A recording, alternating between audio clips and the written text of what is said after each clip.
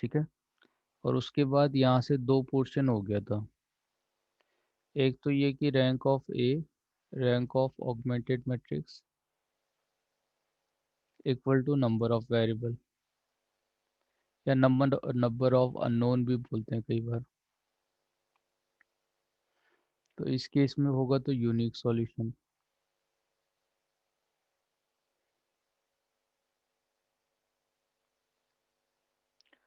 और दूसरा था कि अगर rank of A, rank of augmented matrix is less than number of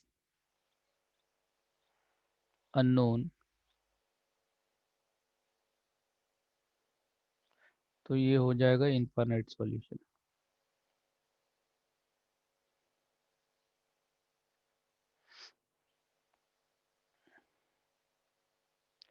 third था कि अगर आपका rank of coefficient matrix is not equal to rank of augmented matrix, तो इसको हम इनकंसिस्टेंट कहते थे।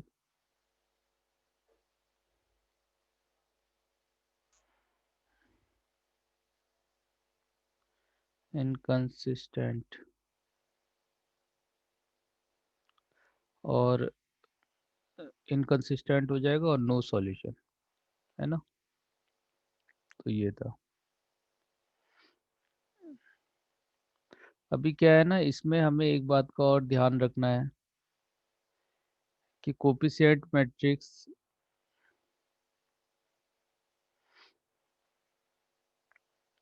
जैसे ए एक्स इक्वल टू बी है, ठीक है। ए एक्स इक्वल टू क्या है, बी है।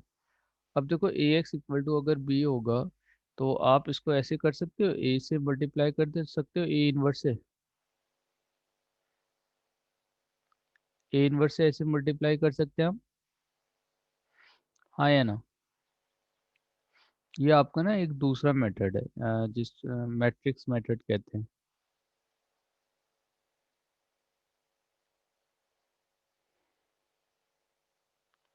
सही है। तो मतलब मैं आप सॉल्यूशन कैलकुलेट करने का एक दूसरा मेथड बता रहा हूँ, जिससे हम क्या बोलेंगे, मैट्रिक्स मेथड।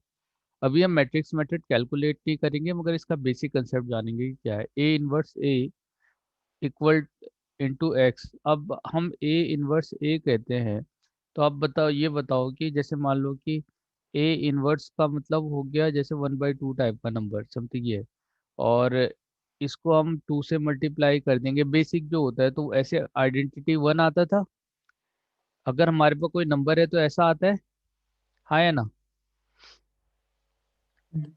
अरे भाई, किसी चीज का इनवर्स को उसी नंबर से मल्टीप्लाई किया जाए तो आपको 1 मिलता है कि नहीं, मिलता है ना।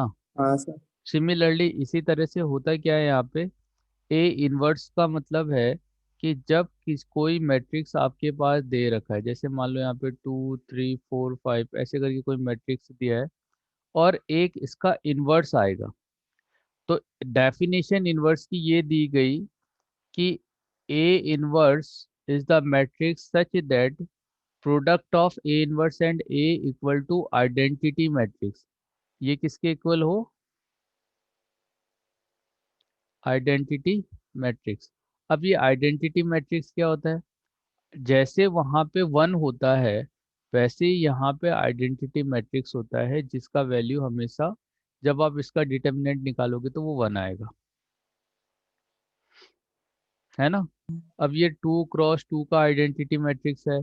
फिर अगर हमें 3 क्रॉस 3 का आइडेंटिटी मैट्रिक्स लेना पड़ेगा, तो 3 0 0 डायगनल में खाली 1 1 1 हो जाएंगे, तो इसको आइडेंटिटी मैट्रिक्स कहते हैं।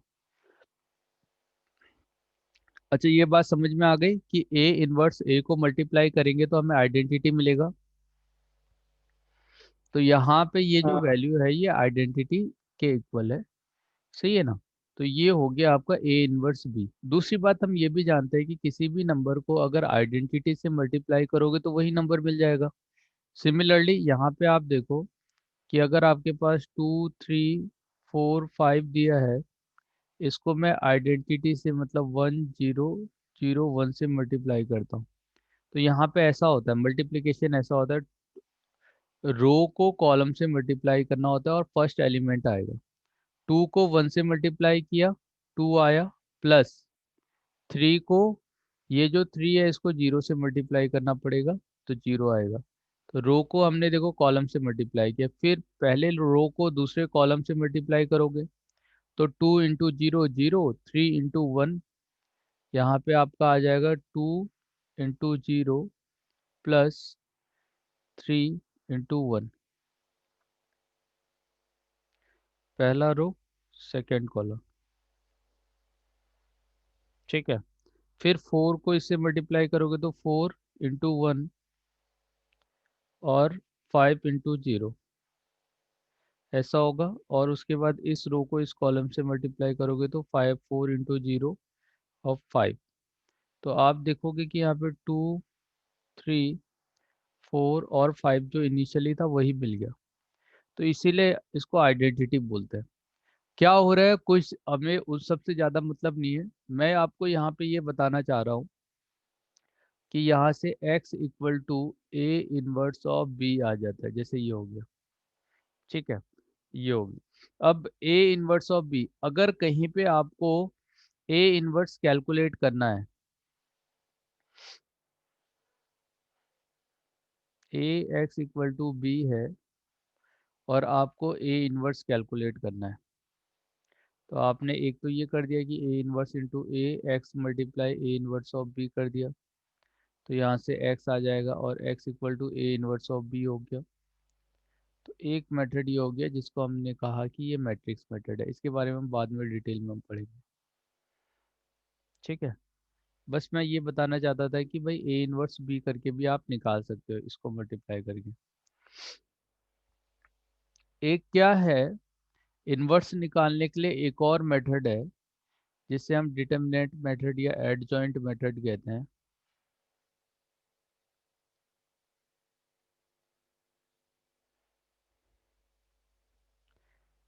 इसे कैसे निकाला जाता है, इस मेथड को हम अच्छी तरह से डिस्कस कर लेते हैं, एडजॉइंट मेथड को।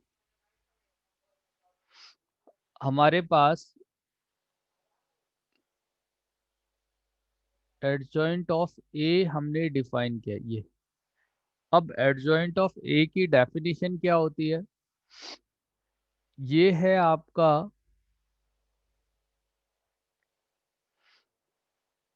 Transpose of cofactor matrix. ठीक है, अब पहले हम देखते हैं। मान लो कि हमारे पास एक छोटा सा मैट्रिक्स दे रखा है 2 3 और 5 7, मान लो इस तरह का मैट्रिक्स दिया है। इसे मैंने कह दिया ये मेरा ए मैट्रिक्स है। अब जब मुझे इसका पहले माइनर करना क्या पड़ेगा, पहले माइनर निकालना पड़ेगा। तो मैंने ये कह दिया कि भाई ये मेरा A11 एलिमेंट है, ये A11 है, A12 है, A21 है और A22 है, इस तरह के एलिमेंट हो गए। तो पहला जो एलिमेंट A11 आएगा 2 के लिए, तो 2 का जो माइनर होगा, ये माइनर को हम M से रिप्रेजेंट कर रहे हैं। हाँ, पहला पहला एलिमेंट इसका A11 है। A11 के लिए जो माइनर आएगा M11 से रिप्रेजेंट करेंगे उसको। और वो कैसे मिलेगा, 2 जिस रो और कॉलम में है उसे आप नेग्लेक्ट कर दो, तो क्या बचा, 7 मिला। तो 7 इसका माइनर हो जाएगा, 2 का माइनर हो जाएगा। ठीक है, क्या ये बात समझ में आई कि माइनर कैसे कैलकुलेट करते हैं। जो भी एलिमेंट का आपको माइनर निकालना है, उस एलिमेंट के रो और कॉलम को वहां से नेग्लेक्ट कर दो, तो जो बचा हुआ पोर्शन होगा वो आपका माइनर है। अभी हम 2 क्रॉस 2 का देख रहे हैं, उसके बाद 3 क्रॉस 3 का देखेंगे। अब इसका कोफैक्टर क्या होता है, तो कोफैक्टर इस एलिमेंट का वो C11 होगा, विच इज इक्वल टू -1 की पावर 1 प्लस 1 इंटू माइनर। तो -1 की पावर 2 करोगे तो ये 1 ही रहेगा और ये माइनर के इक्वल हो जाएगा, तो माइनर और कोफैक्टर दोनों 7 हो गए। सेकेंड एलिमेंट A12 जो दिया है, और A12 आपके पास जो एलिमेंट है वो 3 है, तो 3 जिस रो और कॉलम में आ रहा है उस रो और कॉलम को आप हटा दो। जैसे इस रो और कॉलम में 3 आ रहा था तो हटा दे, तो अब मेरे पास बचा 5। तो यहाँ पे माइनर जो होगा 2 1 वो 5 के इक्वल होगा, और C21 इक्वल टू -1 की पावर 2 + 1 और m of 21 which is equal to -5। अब बात कर रहे हैं A12 की, सॉरी A21। अच्छा बेटे, अब मैंने दो खुद से बता दिया, अब आप बताओ तो A21 कितना होगा। यहाँ पे A21 कौन सा एलिमेंट है। अच्छा मैंने गलत, 5 वाला। 5, मतलब A21 5 है, तो A21 5 होगा तो इसके लिए माइनर क्या होगा। 3 आएगा। यहाँ पे मैंने 21 लिख दिया ना, M12 होगा ये, M12 इक्वल टू 5।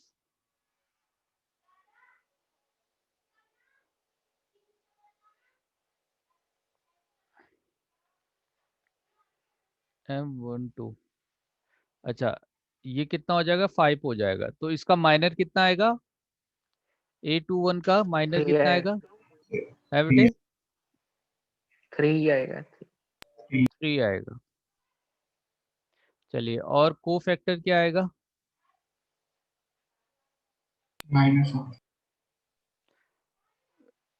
मेरे यहाँ पे C(12) और यहाँ पे C21 which is equal to -3। अच्छा A22 कितना होगा बेटे।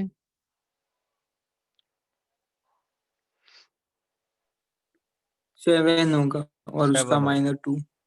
और इसका माइनर क्या हो जाएगा, M22 इक्वल टू 2 होगा, और C22 क्या होगा, 4 से वो -1 की 2 हो पावर जाएगा।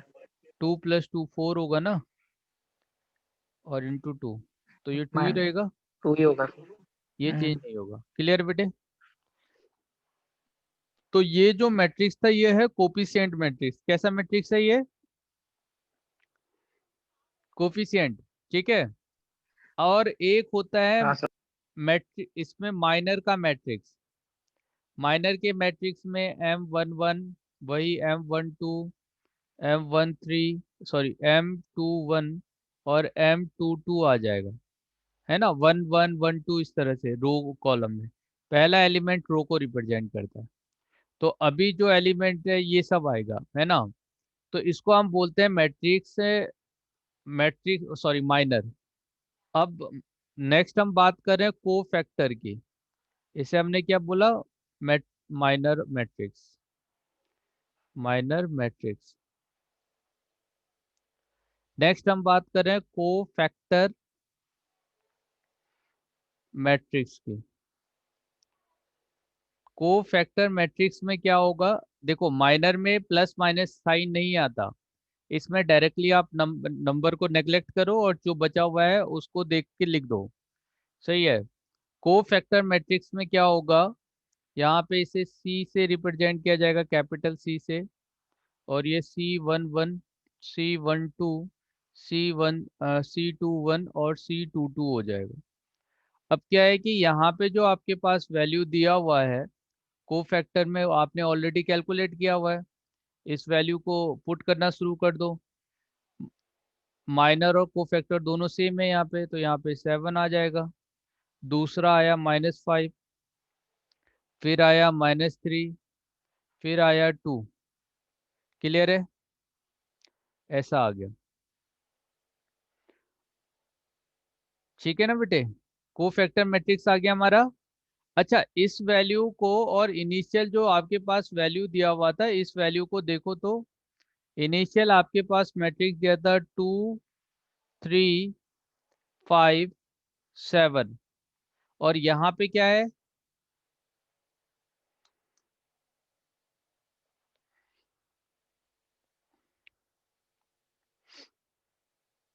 यहाँ पे क्या है देखो,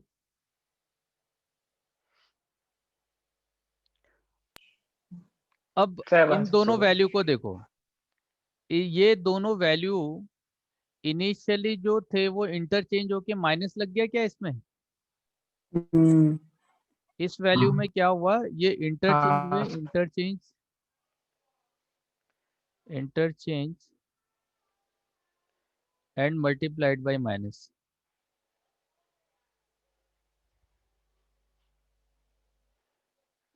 बाय माइनस, ठीक है।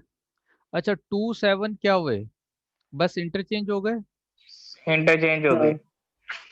और तो कुछ नहीं हुआ यहाँ पे, क्लियर है ना? तो इसका मतलब को फैक्टर जो है 2 × 2 का आप डायरेक्टली भी निकाल सकते हो। अगर ए बी सी डी दिया हुआ है और ये ए मैट्रिक्स है, तो इसका अगर आपको को फैक्टर निकालना है तो डी और ए इंटरचेंज हो जाएगा, और यहाँ पे माइनस बी माइनस ऑफ सी ये इंटरचेंज होंगे और माइनस से मल्टीप्लाई हो जाएगा। क्या कहते हो? अभी हम डायरेक्टली कर सकते हैं इसको 2 × 2 में। हाँ सर। ठीक है बेटे। अब यहाँ पे ना एक नई डेफिनेशन आई जिसको हमने बोला adjoint, adjoint of A. Adjoint of A की डेफिनेशन क्या होती है? It is the transpose of cofactor matrix. सही है, जैसे अब यहाँ पे आपके पास कोफैक्टर मैट्रिक्स आया, सी आया, तो सी का अगर आप ट्रांसपोज लोगे तो इसको हम बोलेंगे कि ये कोफैक्टर मैट्रिक्स। अभी ट्रांसपोज भी बताता हूँ। तो ये है हमारा ट्रांसपोज ऑफ कोफैक्टर मैट्रिक्स, ठीक है। अब ये ट्रांसपोज क्या होता है? अगर आपके पास कोई मैट्रिक्स ए दे रखा है और इसके element A B C D इस तरह से आ रहे हैं, तो ए ट्रांसपोज का मतलब है इसका रो और कॉलम इंटरचेंज हो जाएगा। पहले अभी यहाँ पे रो कौन है, ये ए बी रो में है, ये फर्स्ट रो है, ये आपका सेकेंड रो है। तो ए बी को कॉलम बना दो, पहला कॉलम बना दो। तो ए बी को मैंने यहाँ पहला कॉलम बना दिया, फिर सी डी को मैंने सेकेंड कॉलम बना दिया। तो यहाँ से यहाँ पे क्या हो रहा है, इंटरचेंजिंग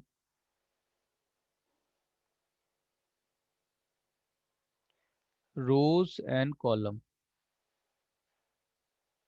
क्या ये बात क्लियर है कि रो और कॉलम को इंटरचेंज कर देंगे तो हमें क्या मिल जाएगा, ट्रांसपोज मिल जाएगा, हाँ ठीक है। अब कोई भी मैट्रिक्स है, जैसे 2 3 1 5 दिया, ये हमारे पास कोई मैट्रिक्स है और इसका हमें ट्रांसपोज लेना है, तो क्या आएगा इसका ट्रांसपोज, बताओ, बोलो क्या आएगा,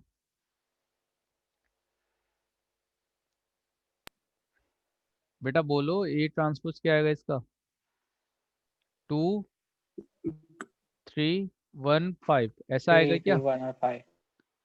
हाँ। हाँ सर। हाँ है सर। ना? चलो एक 3 का भी ले लेते हैं। मान लो कि अगर आपके पास 2 3 5 दिया है, 1 7 6 है, 4 3 2 है, इस तरह से। बस आपको रो और कॉलम इंटरचेंज करना है। तो जो पहला रो है वो अब पहला कॉलम बन जाएगा, जो सेकंड रो है वो सेकंड कॉलम बन जाएगा, और जो थर्ड रो है वो थर्ड कॉलम बन जाएगा। तो ये ट्रांसपोज है, ठीक है, क्लियर है? अभी ट्रांसपोज क्या होता है, हाँ सर। चलिए। अब हमने एडजॉइंट की जो डेफिनेशन दी उसमें क्या बोला कि एडजॉइंट ऑफ, जैसे हमने कहा adjoint of A, it is A transpose of cofactor matrix. क्या बोला, ट्रांसपोज ऑफ कोफैक्टर मैट्रिक्स, है ना? अभी ये ट्रांसपोज का मतलब, अभी देखो, कोफैक्टर मैट्रिक्स हम ऑलरेडी कैलकुलेट कर चुके हैं। कहाँ गया कोफैक्टर, ये वाले कोफैक्टर हो गए। तो हम इसको ले लेते हैं जो हमने यहाँ पे ले रखा है, इसे याद कर लो एक एक नंबर। हाँ, 7 - 5 - 3 2, 7 - 5 - 3 2, यही है अपना कोफैक्टर मैट्रिक्स। सही है। अब इस हाँ सर। कोफैक्टर, यही है ना बेटे, हाँ 7 - 5 - 3 2। अभी अच्छी तरह से एक बार समझ लो तो फिर प्रैक्टिस करेंगे तो हो जाएगा। तो इस ये हमारा कोफैक्टर मैट्रिक्स है, इसका हमें ट्रांसपोज लेना है। तो जब मैं इसका ट्रांसपोज ले लूंगा तो इसका रो और कॉलम इंटरचेंज हो जाएगा।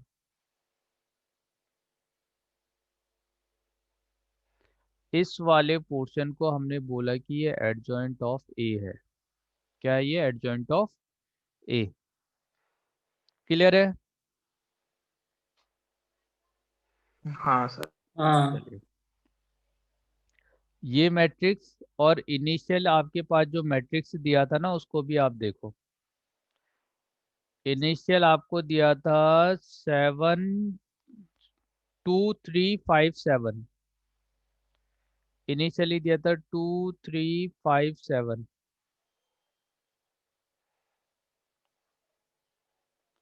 है ना एडजॉइंट? तो एडजॉइंट के लिए या तो आप को फैक्टर याद रखो, नहीं तो एडजॉइंट में देखो यहाँ से यहाँ पे, यहाँ से यहाँ आने में हुआ क्या, बस 2 और 7 इंटरचेंज हो गए और दूसरे वाले में, इस वाले डायगोनल में हमने माइनस से माइनस मल्टीप्लाई कर साइन। दिया। अब होता क्या है, ये एडजॉइंट ए आ गया। अगर मैं इसका डिटर्मिनेंट ऑफ ए कैलकुलेट करूँ तो बताओ तो इसका डिटर्मिनेंट ऑफ ए क्या आएगा? 2 × 7 -3 × 5 होगा। हम्म, पहले इसको मल्टीप्लाई करेंगे माइनस ये, तो ये कितना हो जाएगा? 14 - 15 विच इज इक्वल टू -1। क्या कहते हो बेटे, ऐसा होगा? हाँ चलिए ठीक है। अभी आप बहुत हद तक का यहाँ पे पहुँच चुके हो, जो मैं आपको यहाँ सिखाना चाहते हो। यहाँ से एक डेफिनेशन आई, और डेफिनेशन क्या आई कि अगर ए इनवर्स को कैलकुलेट करना है तो आप एडजॉइंट ए को डिटर्मिनेंट ऑफ ए से डिवाइड कर दो, तो ए इनवर्स आ जाएगा। ठीक है। एडजॉइंट ए हम ऑलरेडी कैलकुलेट कर चुके हैं, ये है।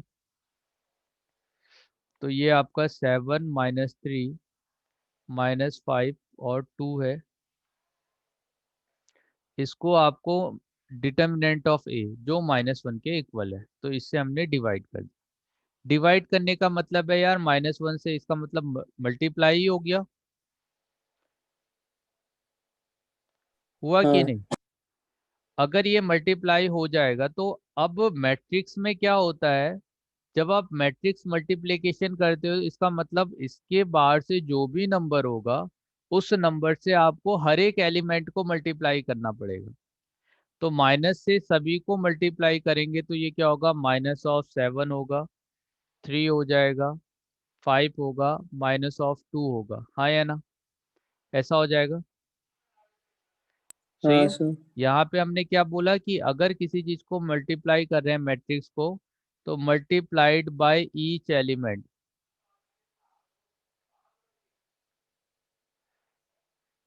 ठीक है। हर एक एलिमेंट को किससे मल्टीप्लाई करेंगे यहाँ पे?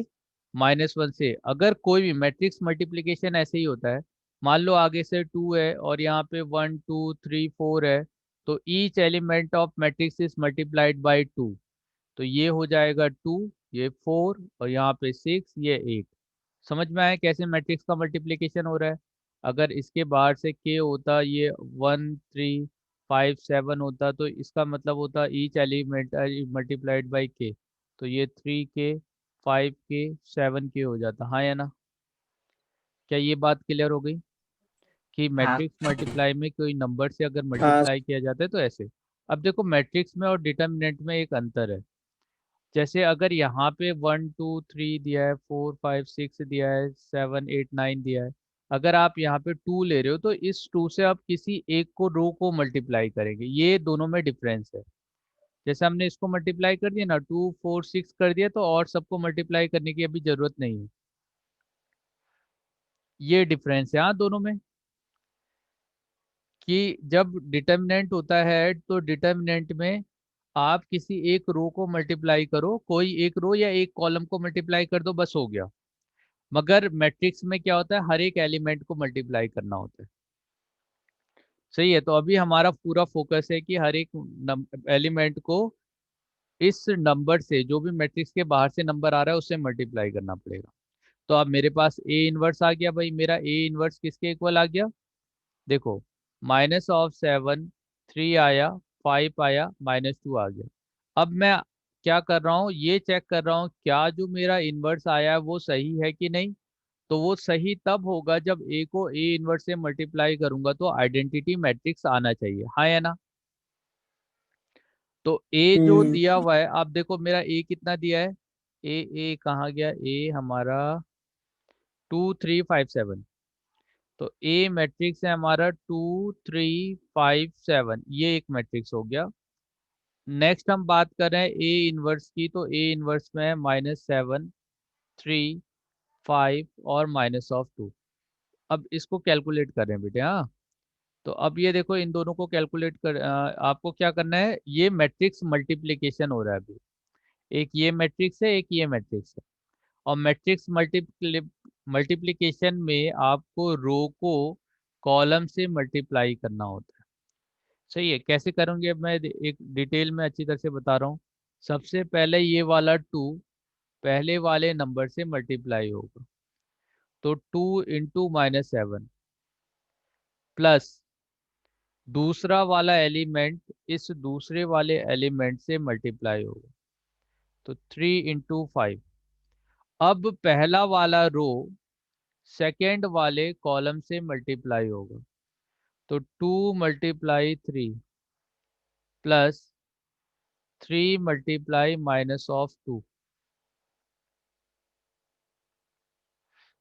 हाँ है ना।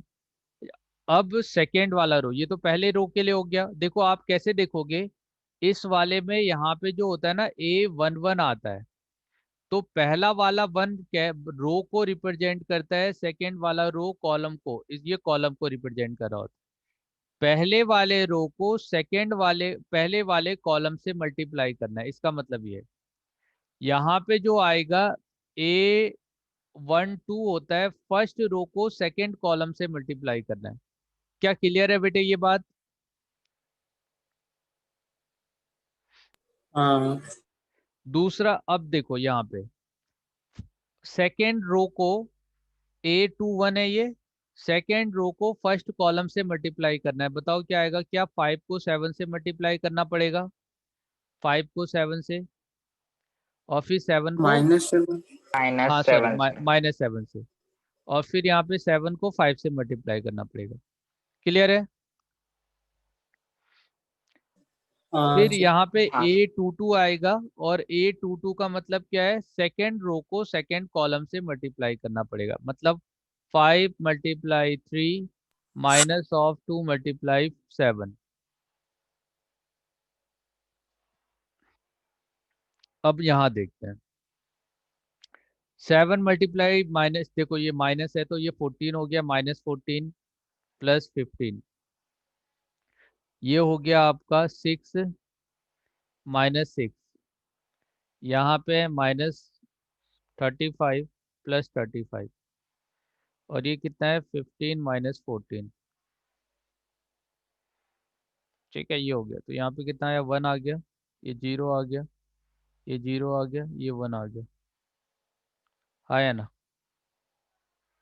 ठीक है, तो क्या कैसा आ गया, आइडेंटिटी आ गया कि नहीं। हाँ, क्लियर है बेटे। अभी इनवर्स निकालने का मेथड समझ आया है, मैं फिर से आपको बताता हूँ। देखो हमने कहाँ से स्टार्ट किया था, एडजॉइंट ऑफ ए मैट्रिक्स से। हमने कहा एडजॉइंट का मतलब होता है किसी भी मैट्रिक्स का, वो है ट्रांसपोज ऑफ देयर को फैक्टर मैट्रिक्स। जो मैट्रिक्स आपको दिया है पहले आप उसका कोफैक्टर निकालो, फिर उसका ट्रांसपोज लो, तो वो एडजॉइंट ऑफ ए के इक्वल होगा। हमने ए मैट्रिक्स लिया, ए मैट्रिक्स में जो भी एलिमेंट होगा उस मैट्रिक्स का अगर आपको ट्रांस पहले माइनर निकालना है, तो माइनर के लिए जो एलिमेंट आपको दे रखा है उस एलिमेंट का रो और कॉलम को नेग्लेक्ट कर दो, जो बचा हुआ एलिमेंट है वो उसका माइनर है। ठीक है, तो इस तरह से पहले माइनर निकाला। माइनर को अगर -1 की पावर आई और जे जिस रो और कॉलम में आ रहा है वो हम यहाँ पे ले लेंगे, तो इससे हमें क्या मिल जाएगा, कोफैक्टर मैट्रिक्स मिलेगा। सही है। अब कोफैक्टर मैट्रिक्स को मिलने के बाद आपको क्या करना है, एक मैट्रिक्स कोफैक्टर बनाना है और उसके बाद में उसके रो और कॉलम को इंटरचेंज कर देना है, तो वो ट्रांसपोज एडजॉइंट ही दे देगा। हाँ है ना। फिर एडजॉइंट ऑफ ए को आप डिटर्मिनेंट ऑफ ए से डिवाइड करोगे तो आपको इनवर्स मिल जाएगा। क्या ये क्लियर है बात? हाँ हाँ चलो अब मैं आपको ना 3x3 का करवाता हूँ, कि अगर आपके पास 3x3 दिया हुआ है तो 3x3 में आपका इनवर्स कैसे निकालेंगे। तो एक क्वेश्चन ले लेते हैं इसी से।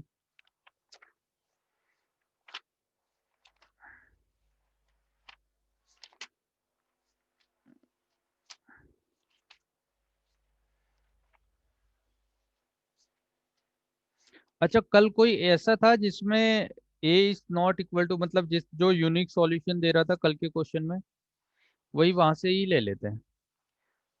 कल वाला जो पोर्शन था ना, इसमें देखते हैं ऊपर। देखो जहाँ पे 3x3 में जहाँ पे आपका ए इनवर्स यूनिक सॉल्यूशन आ रहा था, यूनिक सॉल्यूशन,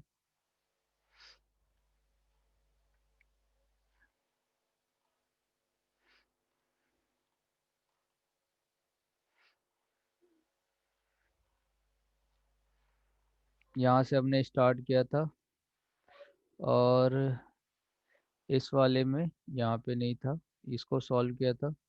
एक्लन फॉर्म में नॉन जीरो आ रहा है, ये 3 3 आ रहा था। देखो ये यूनिक सॉल्यूशन दे रहा है, इसे हमने सॉल्व किया। नॉन जीरो नॉन जीरो अभी नहीं किया, ये है, इसको हमने सॉल्व किया और सॉल्व किया, और इसे सॉल्व करने के बाद हमारा दोनों रैंक 3 3 आ रहा है, देखो है ना। ये हमारा यूनिक सॉल्यूशन देगा, 1 1 1 1 2 3 और 1 2 4, 1 1 1 1 2 3 1 1 2 4।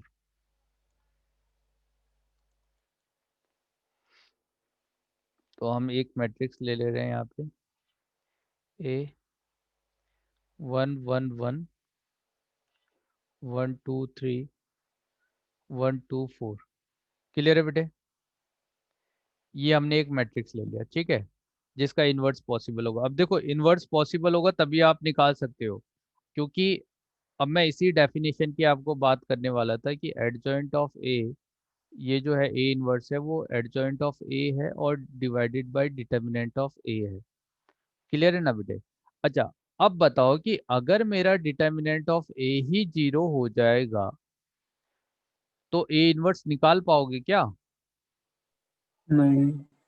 तो पॉसिबल नहीं है ना। तो इसका मतलब इस वाले केस में अगर ऐसा होता है तो हम क्या कहेंगे, ए inverse is not defined. Not defined का मतलब क्या है, यहाँ पे आप निकाल नहीं सकते। सही है, तो inverse is not possible. Not defined का मतलब हो गया नॉट पॉसिबल, आप कैलकुलेट ही नहीं कर सकते। हाँ या ना? क्या ये बात क्लियर है? अगर आप इनवर्स नहीं निकाल पाओगे तो आप एक्स भी नहीं निकाल सकते। देखो A X equal to B था, अब आपने A equal to A inverse of B लिखा था, याद है? यहाँ से ये याद है। हाँ सर। अब ए इनवर्स हाँ अगर नॉट पॉसिबल नॉट डिफाइन है तो ये इसके बारे में हम कुछ नहीं जानते, उसको बी से मल्टीप्लाई करेंगे तो आप तो एक्स निकाल ही नहीं सकते, और एक्स ही तो मेरा सॉल्यूशन है, यही तो मुझे वैल्यूज देता है। ठीक है, तो इस केस में क्या आता है आपका, नो सॉल्यूशन, सॉल्यूशन ही नहीं आएगा। क्योंकि आपका ए इनवर्स वाला पोर्शन ही नॉट डिफाइन है। क्या ये बात समझ में आई? यही मैं आपसे कह रहा था कि अगर आपके पास जो ए दिया हुआ है तो डिटर्मिनेंट ऑफ ए अगर नॉट जीरो होता है तो उस केस में कंसिस्टेंट होती है इक्वेशन, मतलब वो सॉल्यूशन देगा। अगर आपका डिटर्मिनेंट ऑफ ए ये जो अभी है ये इक्वल टू जीरो आ जाएगा तो ये इनकंसिस्टेंट हो जाएगा। क्या हो जाएगा? इनकंसिस्टेंट। और इसका मतलब क्या है कि आपका नो सॉल्यूशन, इस केस में नो सॉल्यूशन आएगा। बात समझ में आई? ये बस इसके लिए है, डिटर्मिनेंट चेक करने वाला मेथड इसके लिए है कि सॉल्यूशन आएगा या नहीं आएगा। नॉट जीरो हुआ, determinant not equal to zero, इसका मतलब कंसिस्टेंट आएगा, और इक्वल टू जीरो हो गया तो नहीं आएगा। तो सबसे पहले आपको इनवर्स कैलकुलेट करने से पहले आप पहले डिटर्मिनेंट कैलकुलेट करते हो। तो ये वन हो गया, first row element into two multiply four minus three multiply two, इसका माइनर ये वाला टू थ्री फोर फाइव, ये हमने लिया है। माइनस ऑफ मिडिल वाला टर्म वन होगा, अब मैं ऐसे ही लिख देता हूँ। वन, जो वन मिडिल वाला वन जिस रो और कॉलम में उसे नेग्लेक्ट कर देंगे तो वन थ्री वन फोर हो जाएगा। और उसके बाद थर्ड वाले में भी वन है तो इसे ये वन जिस रो कॉलम में उसे नेग्लेक्ट कर दो तो ये वन वन टू टू हो जाएगा। ठीक है बेटे, तो ये हो गया। तो ये हो गया आपका एट माइनस सिक्स, और यहाँ पे हो गया आपका फोर माइनस थ्री, और ये है टू माइनस टू। तो two minus one plus zero which is equal to one, है ना? तो ये वन के इक्वल है। इसका मतलब हमें तो इससे मतलब है कि भाई determinant of a non zero होना चाहिए जो है। तो मैं क्या कह सकता हूँ, क्या इसका इनवर्स पॉसिबल है? हाँ या ना? पॉसिबल है। पॉसिबल है। चलिए, तो अब ना one one one one two three और वन टू फोर का हम एडजॉइंट पहले तो, अभी देखो अब मान ले इतनी इंफॉर्मेशन सफिशिएंट है, मगर अब हम इसको आगे भी देख लेते हैं। क्या दे रखा है? ए मैट्रिक्स जो दे रखा है वो है आपका one one one, one two three and one two four, ऐसा है क्या? भूल भी गया मैं। One one one one two three और वन टू फोर। अच्छा बेटा ये है। अभी अच्छी तरह से देखना इसमें, क्योंकि एक ही जैसा होता है तो ज्यादा कुछ बताने वाला होता नहीं है। तो पहला एलिमेंट ए वन वन आ गया आपका वन, ये है ना पहला एलिमेंट। इसके लिए माइनर आ हाँ जाएगा एम वन वन आएगा। वन जिस रो और कॉलम में है उसको नेग्लेक्ट कर दो तो ये मिलेगा।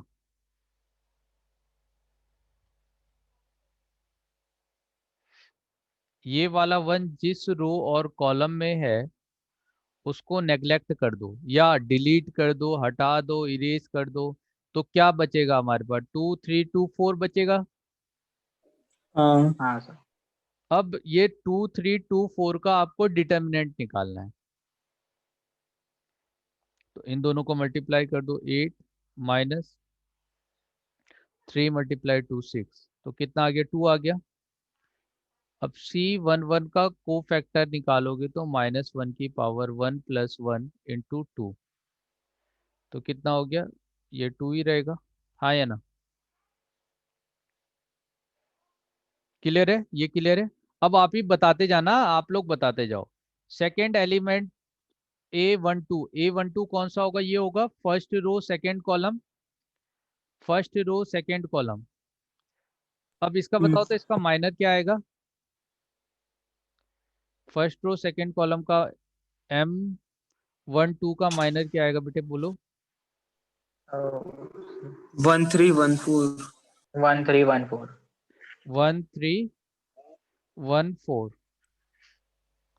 चलिए, अब इसका भी आप सेम डिटर्मिनेंट निकाल लो कि four minus three which is equal to one. ठीक है बेटे, अब ये वन आ गया। अब इसका को फैक्टर निकालेंगे, कितना आएगा? बोलो, माइनस वन की power one plus. Minus one आएगी। हाँ, अभी तो आपको डायरेक्टली इस नंबर को देख लेना है कि ऑड है या इवन है, तो यहाँ पे माइनस वन आ जाएगा। अब बताओ कि A13 कितना आएगा,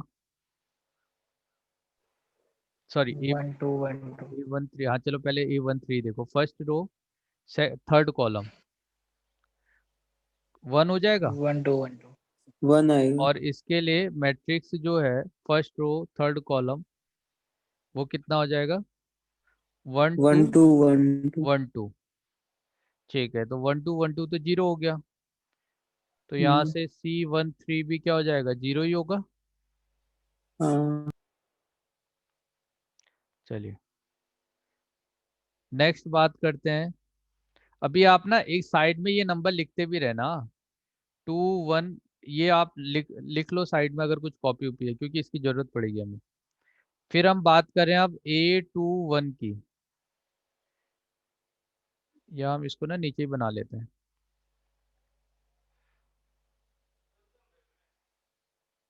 ए मैट्रिक्स है हमारा 1 1 1 1 2 3 1 2 4। A11, सॉरी, हम यहाँ से कोफैक्टर मैट्रिक्स का C11 निकाल चुके हैं, C12 निकाल चुके हैं, C13 निकाल चुके हैं। और ये तीनों एलिमेंट हमारे आ रहे हैं 2 -1 और 0, 2 -1 और 0, ये हो गया है ना। ठीक है बेटे, अब इसके आगे स्टार्ट करते हैं। A of 2 1, second row first column, second row first column कौन सा एलिमेंट है, ये है क्या। हम्म। तो 1 के लिए अब बताओ कि इसके लिए माइनर क्या होगा, M1 M21 क्या होगा, 1 1 1 2 2 4। 1 1 2 4। फिर इसका डिटर्मिनेंट निकालो, तो 4 × 1 4 -2, 2 तो 2 होगा। हो गया। तो कोफैक्टर मैट्रिक्स क्या होगा इसका, C21, -2। हाँ -2। माइनस बहुत बढ़िया। A22 क्या होगा, अब थोड़ा स्पीड में बताते जाओ। A22, अरे बेटे A22 क्या होगा, 1 1 और 1 4 हाँ एलिमेंट 2, और M22 हो जाएगा 1 1 1 4। तो यहाँ से 4 -1 विच इज इक्वल टू 3। तो अब बोलो तो C22 क्या हो जाएगा, 3 रहेगा। वो 3 होगा। हाँ हाँ 3 होगा। अब A23, second row third column, second row third column बेटे, देखो कौन सा एलिमेंट, 1 1 और 3 1 2 1 1 और 1 1 1 1 1 और 1 1 2। 2। तो 2 -1 तो कितना हो जाएगा, 1 हो जाएगा। तो यहाँ से हाँ C23 कितना -1 होगा, -1 माइनस माइनस। आएगा। बहुत बढ़िया। उसके बाद अब बात करते हैं हम A of 3 1, third row first column, तो वो हो गया 1। और इसके लिए आपका M31 कितना आएगा, 1 1 1 1 2 3 2 3।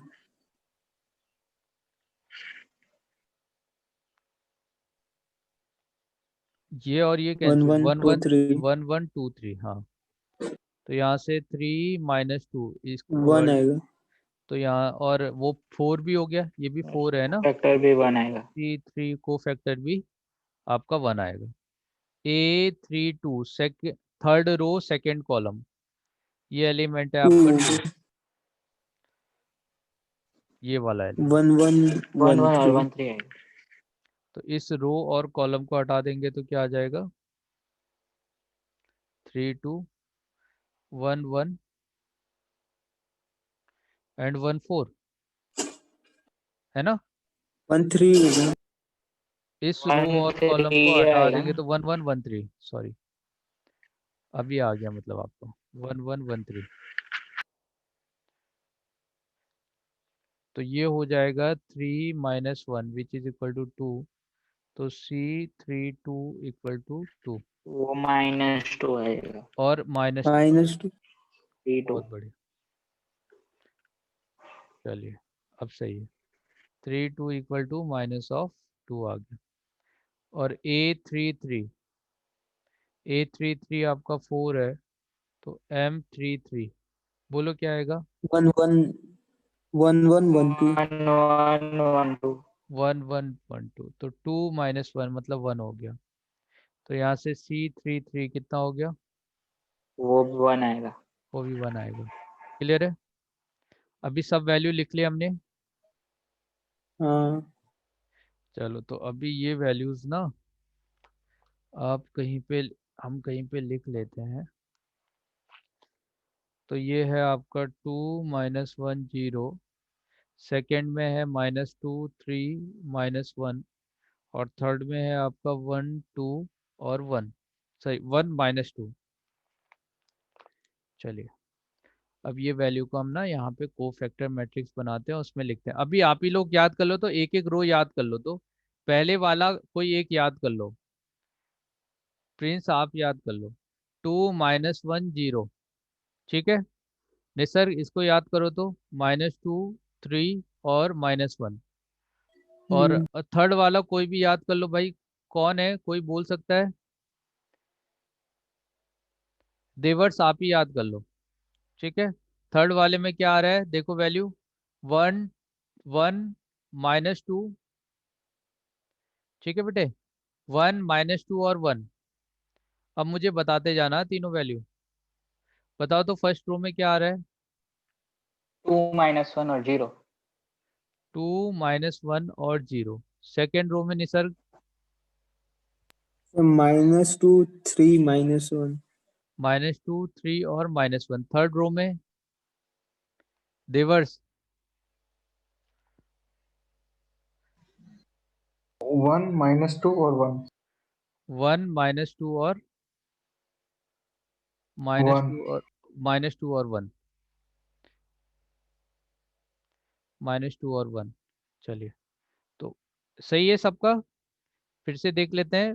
2 - 1 और 0, 2 - 1 और 0, और फिर -2 3 और -1, और थर्ड वाले में है आपका 1 - 2 और 1, 1 - 2 1। बहुत बढ़िया बेटे। तो ये को फैक्टर मैट्रिक्स आ गया, सही है ना, ये को फैक्टर आ गया अभी। अब एडजॉइंट निकालने के लिए हमको क्या करना है, एडजॉइंट ऑफ ए निकालने के लिए क्या करना है, को फैक्टर का ट्रांसपोज। तो इसका हम्म, ट्रांसपोज कर दो, 2 - 1 0, -2 3 और -1, 1 - 2 और 1। ये को फैक्टर मैट्रिक्स हो गया, ठीक है ना। अभी आ गया को फैक्टर। डिटर्मिनेंट ऑफ ए आप निकाल चुके हो, ये हाँ 1 के इक्वल था, हाँ आया ना। तो यहाँ से आपका इनवर्स अगर आप कैलकुलेट करते हो, तो A inverse is equal to कितना हो जाएगा। अभी हम एडजॉइंट ऑफ ए को डिटर्मिनेंट ऑफ ए से डिवाइड करेंगे तो 1 ही है। तो ये जो मैट्रिक्स आपका आ रहा है, यही आपका इनवर्स है, आया ना। क्लियर है बेटे। हाँ सर। सही है ना, ये हाँ इनवर्स हो गया। अब देखो ये इनवर्स का, अब हमें क्या पता है कि ए और ए इनवर्स को मल्टीप्लाई करने से आइडेंटिटी मैट्रिक्स आता है, तो हम वो चेक भी कर लेते हैं। तो ए मैट्रिक्स हमारा क्या था, 1 1 1 1 2 3 और 1 2 4। ये हमारा इनवर्स मैट्रिक्स था। इसको हमने 2 - 2 1 -1 3 -2 और 0 - 1 1 से मल्टीप्लाई कर दिया। सही है। अब हम देख रहे हैं, आपको अभी वही करना है। पहले रो को फर्स्ट कॉलम से मल्टीप्लाई करोगे तो पहला एलिमेंट आएगा। अब मुझे अब हेल्प करना, आप ही लोग बताओगे। पहले एलिमेंट को एक मैं बता देता हूँ, फर्स्ट रो इसको इससे मल्टीप्लाई किया तो इसने 2 दिया, प्लस सेकेंड वाले को सेकेंड वाले से मल्टीप्लाई करोगे तो -1 देगा, प्लस 1 को 0 से मल्टीप्लाई करोगे तो 0 आएगा। अभी समझ में आ गया रो को कैसे आप कॉलम से मल्टीप्लाई कर रहे हो, आया हाँ ना। हाँ सर। तो मैंने इस वाले को अभी इस वाले से मल्टीप्लाई किया। अब फर्स्ट रो को सेकंड कॉलम से मल्टीप्लाई करके बताओ क्या आएगा। -2 -2, -2 -2 के बाद +3 +3 +3 और उसके बाद -1 -1। बहुत बढ़िया बेटे। फर्स्ट रो को सेकंड थर्ड कॉलम से मल्टीप्लाई करो। 1 1 -2 और 1 -2 1 1। बहुत बढ़िया। मैं एक बार यही चाहता हूँ कि आपको ना ये मेथड समझ में आ जाए। जैसे सेकंड, अब सेकंड रो में आ गए हम, यहाँ पे सेकंड रो में आ गए। तो अब सेकंड रो पहले एलिमेंट से, पहले कॉलम से मल्टीप्लाई होगा, क्या देगा। 2 -1 2 0 2 माइनस -2 -2 प्लस और 0। 0 ठीक है। 0 अब यहाँ पे बताओ तो, अच्छा आप लोगों को छोड़ के कोई और बताएगा। पूर्वशा आप बताओ बेटा। सेकेंड रो को इस वाले कॉलम से मल्टीप्लाई करो तो। अच्छा सभी का स्कूल है क्या आप में से, कोई ऐसा है जिसका स्कूल है। कोई नहीं है। सॉरी, मालविका आप बताओ बेटा। -2 6 -3 -2 +6 और -3। हाँ अभी, अब कोई और बताओ तो यहाँ पे। हार्दिक, हार्दिक आप बताओ यहाँ पे क्या आएगा।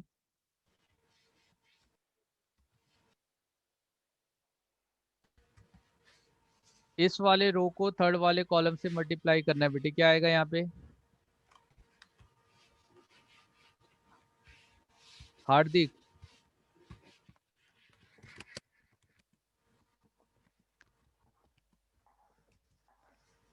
दिग्विजय आप बताओ तो।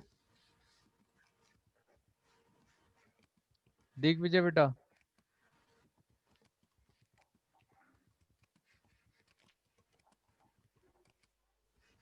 अच्छा यहाँ देखो फिर 1, फर्स्ट रो को इससे मल्टीप्लाई करना है 1 -4 और फिर 3, ऐसा हो जाएगा। हाँ ठीक है। सिमिलरली अब थर्ड वाले को मल्टीप्लाई करते हैं इससे, तो यहाँ 2 आएगा, -2 आएगा, -2 0 आएगा। 0 अब इस वाले रो को इस वाले कॉलम से मल्टीप्लाई करो, तो 1 × -2, -2 2 -2 × 3 6, +6 4 +6 × -1। -4 फिर अब इसको लास्ट वाले से मल्टीप्लाई करो 1, 2 × 2 1 -4 -4 और 4 × 1 प्लस 4, है ना। ये हो गया। हाँ अब इसको देखते हैं कि क्या आता है। देखो तो कितना है, 2 -1 कितना होगा, 1 होगा। अच्छा इसको ऐड करो, -2 -1 -3 और 3 0 ऐड हो करोगे, जाएगा। 0 हो जाएगा। 0 1 + 1 2, 2 ये भी 0 0 ये देखो 0 0 यहाँ पे, 1 यहाँ 1 पे, 0 यहाँ पे 0 0 0 और यहाँ पे। 1 ये बन गया ना 3 × 3 का आइडेंटिटी मैट्रिक्स, 1 है ना, हाँ जिसमें 3 रो है 3 कॉलम है। सही है। तो ऐसे मैट्रिक्स को 3 × 3 बोलते हैं, जिसमें 3 रो और 3 कॉलम हो। तो ये आइडेंटिटी मैट्रिक्स बन गया। अभी समझ में आ गया इनवर्स कैसे निकालते हैं हम। हाँ सर। चलिए अब देखो, ये जो हमने हाँ इनवर्स निकालना है ना, इसका फायदा है। फायदा क्या है कि मान लो कि हमारे पास जो इक्वेशन दी गई थी, अभी मुझे पता है कि मेरा ए इनवर्स, अभी इसको याद कर लेना, 2 -2 -1, और इसको हम यहाँ पे कहीं पे लिख लेते हैं।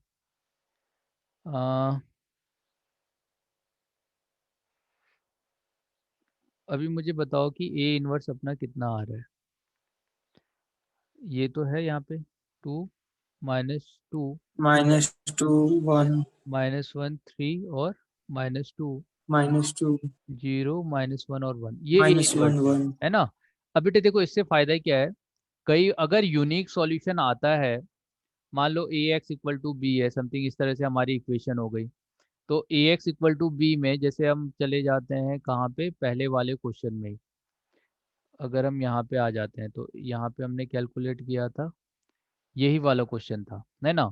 तो यहाँ पे कितना आ रहा है, बी की जगह पे कितना आ रहा है, 6 10 और 1 आ रहा है, हाँ है ना। हाँ।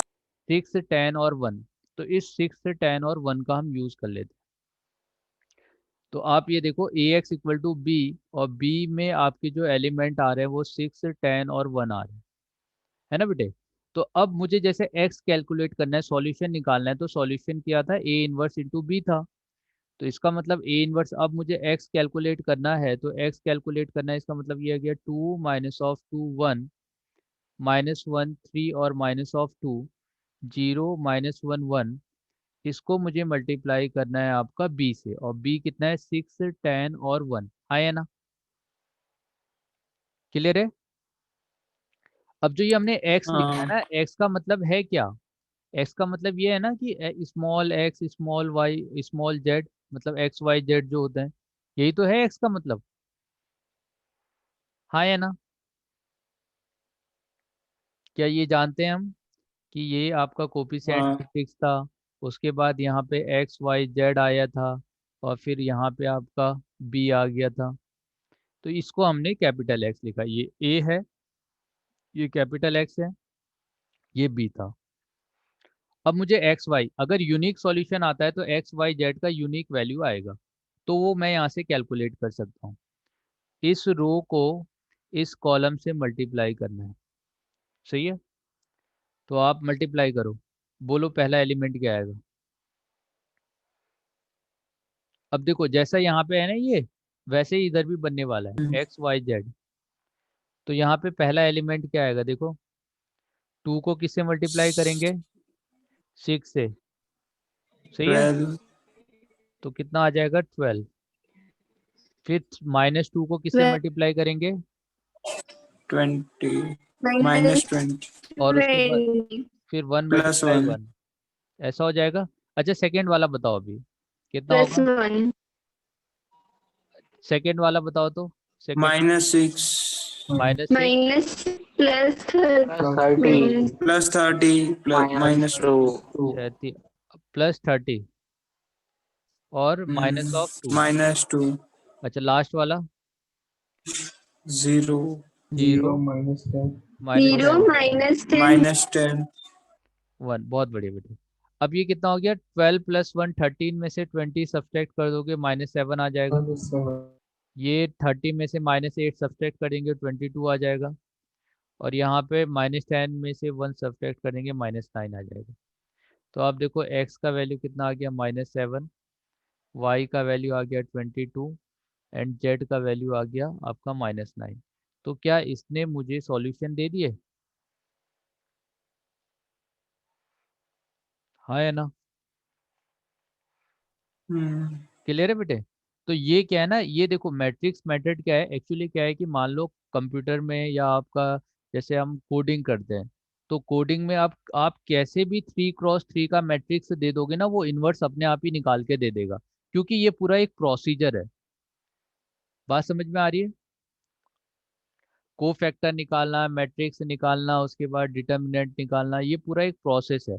तो आप ऐसा प्रोसेस पे कोडिंग कर दो, आप कोई भी मैट्रिक्स का नंबर डालोगे वो इन्वर्स अपने आप ही दे देगा। तो इस केस में अब ये सॉल्यूशन आना तभी पॉसिबल हुआ जब मेरा determinant of A not equal to 0 था, क्योंकि प्रोसेस में हमने ये किया है, हाँ या ना। क्लियर है ये, चलिए हाँ। ठीक है बेटे। तो अभी समझ में आ गया ना 3x3 का हम इन्वर्स कैसे निकालेंगे। हाँ सर। तो इतना ही करते हैं आज, सही है। हाँ तो सर।